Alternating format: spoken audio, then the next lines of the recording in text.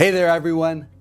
One of the great things about my job is that as soon as I think I have things figured out, the curveballs start flying. Some people might hate that, but for me, it keeps things interesting. It's almost like trying to solve an ever-changing puzzle. So, roll the clock back to September 18th when the Fed came out with a 50 basis point rate cut.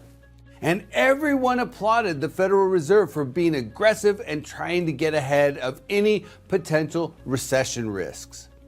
And wouldn't you know it, as soon as the Fed took decisive action, the black swans started flying. You had Hurricane Helene. That wasn't even on the radar screen on September 18th. It actually started forming on September 21.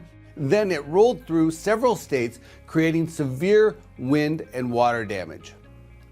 Then there was the escalation in the Middle East conflict, followed by the East Coast port strike, and on top of that, Hurricane Milton formed up and took aim at Florida. And then there's the employment report that came out on October 4th. And that's what I want to focus on today. That was a real curveball.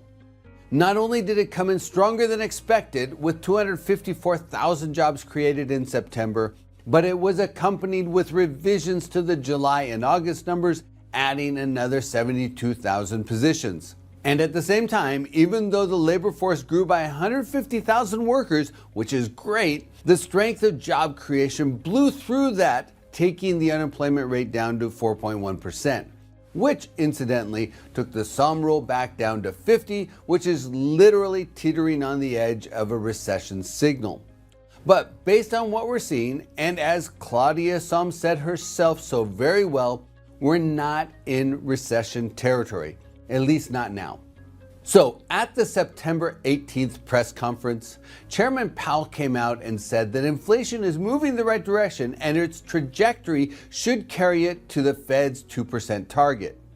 And he said the Fed is increasing their focus on the softening employment market.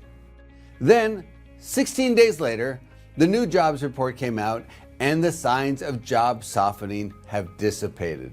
Another noteworthy data point from the jobs report was a bump up in average hourly earnings, which increased to 4%, a 4-month high. And all those positive employment numbers pretty much took people's expectations of a 50 basis point rate cut by the Fed on November 7th off the table. And in my opinion, even a 25 basis point reduction in November may be a bit optimistic. I was already a bit skeptical that the Fed would reduce rates 2 days after the election, but this jobs report may drive the Federal Reserve to hit the pause button. Now, before all these curveballs breed negativity, let me flip this around for a minute. First, I need to point out that inflation is on a clear downward trend. And it still looks like core PCE is still on track to reach the Fed's target of 2%.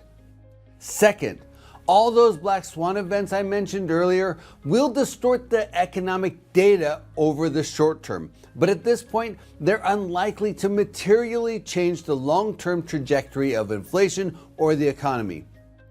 And third, we should never forget that adding jobs is positive for commercial real estate.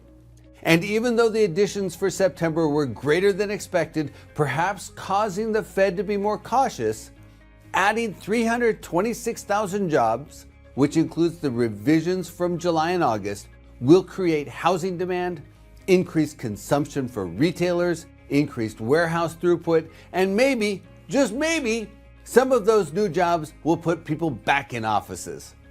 And with regard to the uptick in average hourly earnings, when you look at the longer-term metric of the 3-month moving average median hourly wage growth, you can clearly see the inflation cycle peak in the summer of 2022 and clear downward progress since then.